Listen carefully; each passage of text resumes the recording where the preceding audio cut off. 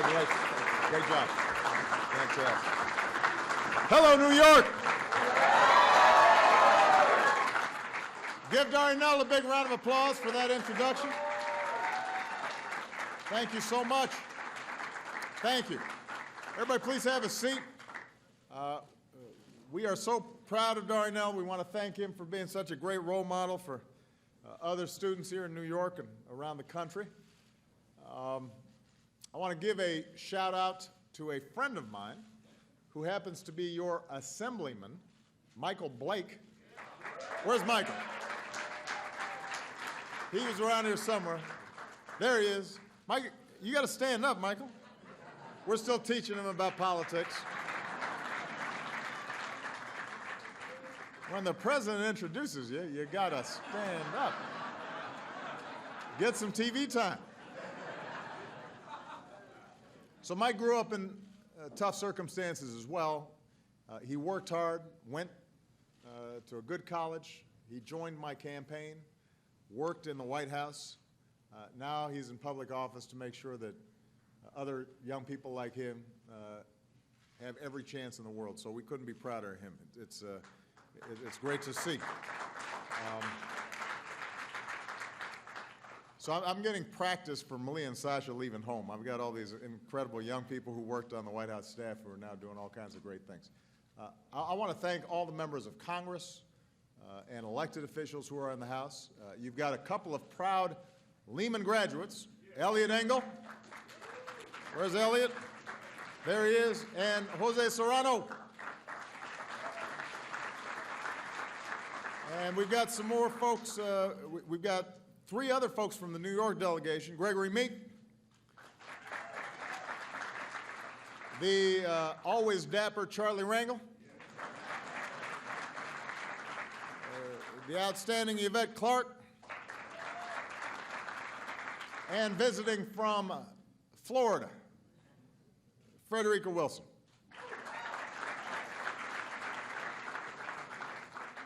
But they all share the same passion that I do, and that is making sure every young person in this country has opportunity. And that's why we're all here today. Because we believe in the idea that no matter who you are, no matter what you look like, no matter where you came from, no matter what your circumstances were, if you work hard, if you take responsibility, then America's a place where you can make something of your lives. And I want to thank Lehman for hosting us here today, and our community college system, the CUNY system, our public education institutions. They are all pathways for success, and we're very proud of what they do. You know, everything that we've done since I've been president, past 6.5 years, from rescuing the economy to giving more Americans access to affordable health care, to reforming our schools for all of our kids, it's been in pursuit of that one goal, creating opportunity for everybody. We can't guarantee everybody's success, but we do strive to guarantee an equal shot for everybody who's willing to work for it. But what we've also understood for too long is that some communities have consistently had the odds stacked against them. That there's a tragic history in this country that has made it tougher for some. And folks living in those communities, and especially young people living in those communities, could use some help to change those odds. It's true of some rural communities where there's chronic poverty.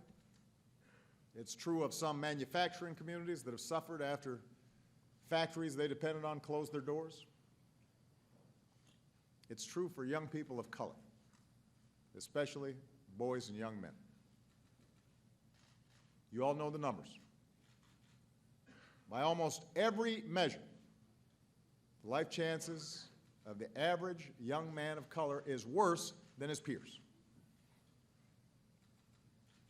Those opportunity gaps begin early, often at birth, and then compound over time, becoming harder and harder to bridge, making too many young men and women feel like no matter how hard they try, they may never achieve their dreams. And that sense of unfairness and of powerlessness, of people not hearing their voices, that's helped fuel some of the protests that we've seen in places like Baltimore and Ferguson and right here in New York. The catalysts of those protests were the tragic deaths of young men and a feeling that law is not always applied evenly in this country. In too many places in this country, black boys and black men, Latino boys, Latino men, they experience being treated differently by law enforcement in stops and in arrests and in charges and incarcerations. The statistics are clear, up and down the criminal justice system. There's no dispute. That's why one of the many things we did to address these issues was to put together a task force on community policing. And this task force was made up of law enforcement and of community activists, including some who had led protests in Ferguson, some who had led protests here in New York, young people whose voices needed to be heard. And what was remarkable was law enforcement and police chiefs and sheriffs and county officials working with these young people, they came up with concrete proposals that, if implemented, would rebuild trust and help law enforcement officers do their jobs even better and keep them and their communities even safer. And what was clear from this task force was the recognition that the overwhelming majority of police officers are good and honest and fair and care deeply about their communities. And they put their lives on the line every day to keep us safe. And their loved ones wait and worry until they come through that door at the end of their shift. As many of you know, New York's finest lost one of its own today, Officer Brian Moore, who was shot in the line of duty on Saturday night, passed away earlier today. He came from a family of police officers, and the family of fellow officers he joined in the NYPD and across the country deserve our gratitude and our prayers, not just today, but every day. They've got a tough job.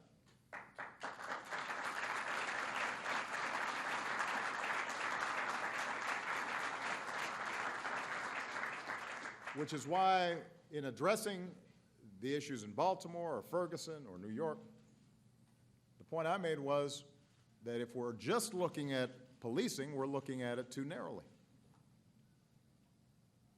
If we ask the police to simply contain and control problems that we ourselves have been unwilling to invest and solve, that's not fair to the communities, it's not fair to the police. What we gathered here to talk about today is something that goes deeper than policing. It speaks to who we are as a nation and what we're willing to do to make sure that equality of opportunity is not an empty word. Across the country and in parts of New York, in parts of New Jersey, in parts of my hometown in Chicago, there are communities that don't have enough jobs, don't have enough investment, don't have enough opportunity. You got communities with 30 or 40 or 50% unemployment. They've been struggling long before the economic crisis of 2007, 2008. Communities without enough role models. Communities where too many men who could otherwise be leaders, who could provide guidance for young people, who could be good fathers and good neighbors and good fellow citizens, are languishing in prison over minor, nonviolent drug offenses. Now, there's no shortage of people telling you who and what is to blame for the plight of these communities. But I'm not interested in blame. I'm interested in responsibility, and I'm interested in results. And that's why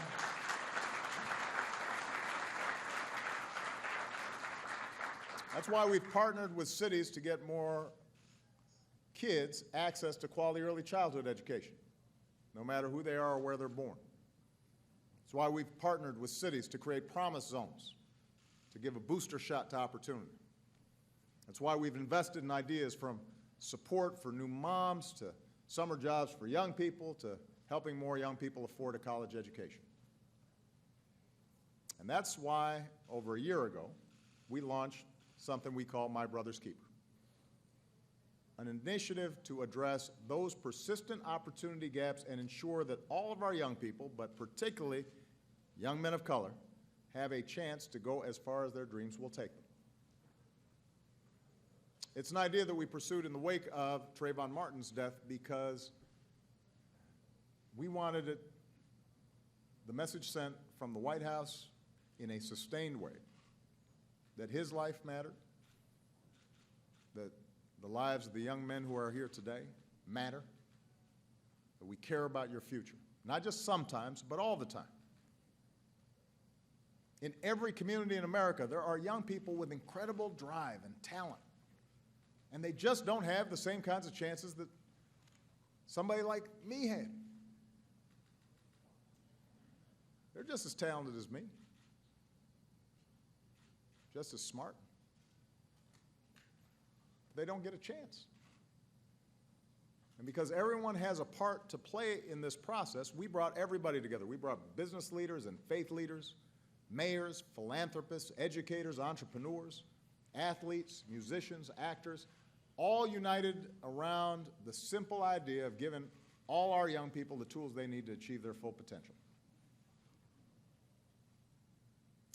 And we were determined not to just do a feel-good exercise, to write a report that nobody would read, to do some announcement, and then once the TV cameras had gone away and there weren't protests or riots, then somehow we went back to business as usual. We wanted something sustained. And for more than a year, we've been working with experts to identify some of the key milestones that matter most in every young person's life, from whether they enter school ready to learn, to whether they graduate ready for a career. Are they getting suspended in school? Can we intervene there? Are they in danger of falling into the criminal justice system? Can we catch them before they do? Key indicators that we know will make a difference. If a child's reading by the third grade at grade level, we know they've got a chance of doing better. If they aren't involved with the criminal justice system and aren't suspended while they're in school, we know they've got a chance of doing better. So there's certain things that we knew would make a difference. And we've looked at which programs and policies actually work in intervening at those key periods. Early childhood education works. Job apprenticeship programs work. Certain mentoring programs work. And we've identified which strategies make a difference in the lives of young people, like mentoring or violence prevention and intervention. And because we knew this couldn't be the work of just the federal government, we challenged every community in the country, big cities, small towns, rural counties, tribal nations, to publicly commit to implementing strategies to help all young people succeed. And as a result, we've already got more than 200 communities across the country who are focused on this issue. They're on board and they're doing great work. They're sharing best practices. They're sharing ideas. All of this has happened just in the last year. And the response we've gotten in such a short amount of time, the enthusiasm and the passion we've seen from folks all around the country, proves how much people care about this. You know, sometimes politics may be cynical.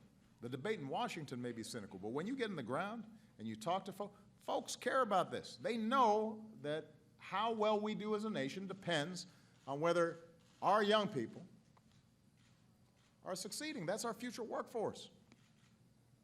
They know that if you've got African American or Latino men here in New York who, instead of going to jail or going to college, those are going to be taxpayers. They're going to help build our communities. They will make our communities safer. They aren't part of the problem. They're potentially part of the solution if we treat them as such.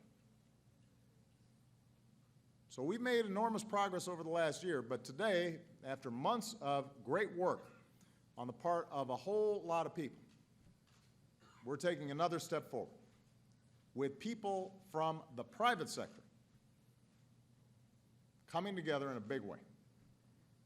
We're here for the launch of the My Brother's Keeper Alliance, which is a new nonprofit organization of private sector organizations and companies that have committed themselves to continue the work of opening doors for young people, all our young people, long after I've left office. It's a big deal. It's a big deal. It's a big deal.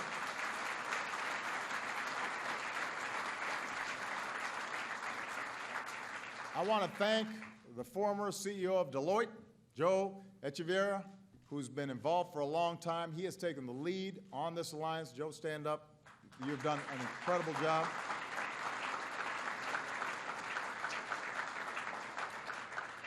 Just like the My Brother's Keeper overall effort that we launched last year, Joe and My Brother's Keepers Alliance, they're all about getting results. They've set clear goals to hold themselves accountable for getting those results. Doubling the percentage of boys and young men of color who read at grade level by the 3rd grade. Increasing their high school graduation rates by 20%. Getting 50,000 more of those young men into post-secondary education or training. They've already announced $80 million in commitments to make this happen, and that is just the beginning. And they've got a great team of young people who helped to work on this. A lot of them from Deloitte. We appreciate them so much. We're very proud of the great work that they did. But here's what the business leaders who are here today, and Joe certainly subscribes to this, will tell you. They're not doing this out of charity. The organizations that were represented here, ranging as varied as from Sprint to BET, they're not doing it just to assuage society's guilt. They're doing this because they know that making sure all of our young people have the opportunity to succeed is an economic imperative. These young men, all our youth, are part of our workforce.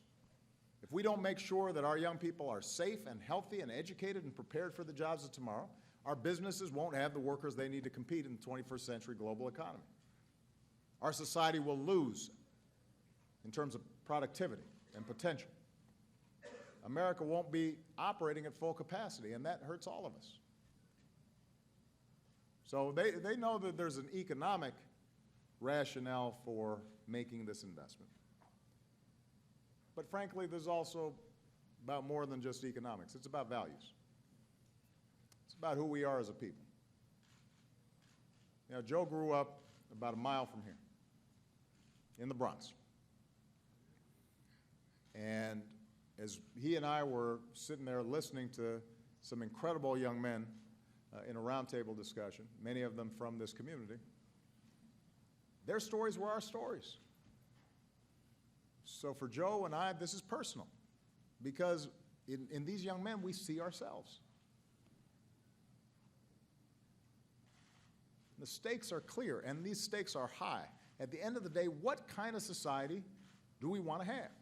What kind of country do we want to be? It's not enough to celebrate the ideals that we're built on, liberty for all and justice for all and equality for all. Those can't just be words on paper. The work of every generation is to make those ideals mean something concrete in the lives of our children, all of our children. And we won't get there as long as kids in Baltimore or Ferguson or New York or Appalachia or the Mississippi Delta or the Pine Ridge Reservation believe that their lives are somehow worth less. We won't get there when we have impoverished communities that have been stripped away of opportunity. And we're in the richest nation on earth. Children are born into abject poverty.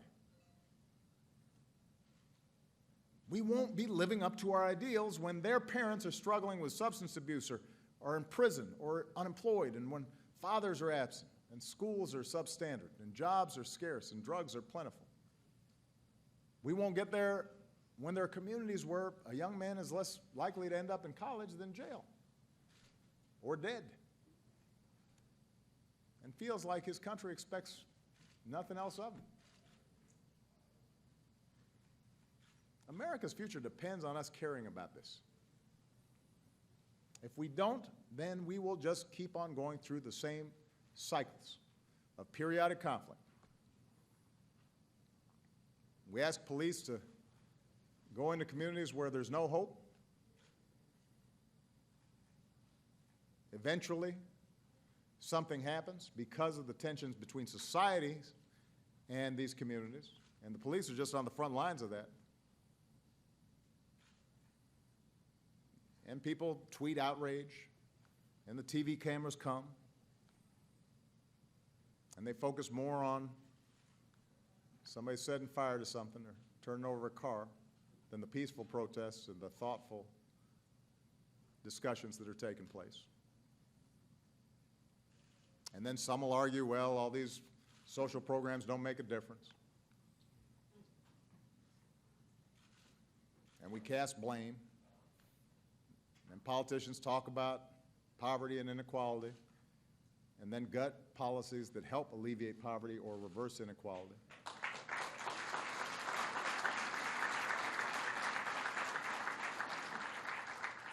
And then we wait for the next outbreak or problem to flare up, and we go through the same pattern all over again. So that in effect, we do nothing. There are consequences to inaction. There are consequences to indifference. And they reverberate far beyond the walls of the projects, the borders of the barrio, or the roads of the reservation. They sap us of our strength as a nation. It means we're not as good as we could be. And over time, it wears us out. Over time, it weakens our nation as a whole. The good news is it doesn't have to be this way. We can have the courage to change. We can make a difference. We can remember that these kids are our kids. For these are all our children, James Baldwin once wrote. We will all profit by or pay for whatever they become. And that's what My Brother's Keeper is about. That's what this alliance is about. And we are in this for the long haul. We're going to keep doing our work at the White House on these issues. Sometimes it won't be a lot of fanfare. I notice we don't always get a lot of reporting on this issue when there's not a crisis in some neighborhood. But we're just going to keep on plugging away. And this will remain a mission for me and for Michelle, not just for the rest of my presidency, but for the rest of my life.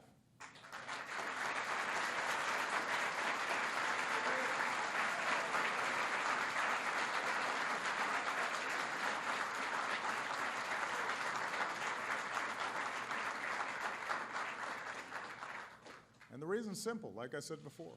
I know it's true for Joe, it's true for John Legend, who was part of our roundtable. It's true for Alonzo Mourning, who's here, part of our board. We see ourselves in these young men. I grew up without a dad. I grew up lost sometimes and adrift, not having a sense of a clear path. And the only difference between me and a lot of other young men in this neighborhood and all across the country is that I grew up in an environment that was a little more forgiving. And at some critical points, I had some people who cared enough about me to give me a second chance or a third chance, or to give me a little guidance when I needed it, or to open up a door that might otherwise have been closed. I was lucky. Alex Santos is lucky too. Where's Alex? Alex is here. Stand up, Alex. So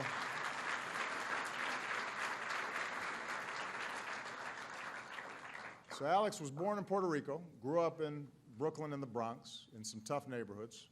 When he was 11, he saw his mom's best friend, a man he respected and looked up to, shot and killed. His older brothers dropped out of school, got caught up in drugs and violence. So Alex didn't see a whole lot of options for himself, couldn't envision a path to a better future. He then dropped out of school. But then his mom went back to school and got her GED. She set an example. That inspired Alex to go back and get his GED. Actually, it's more like she stayed on him until he went back. And I know, because just like I was lucky, I also had a mom who used to get on my case about my studies, so I could relate. But this is what Alex says about his mom.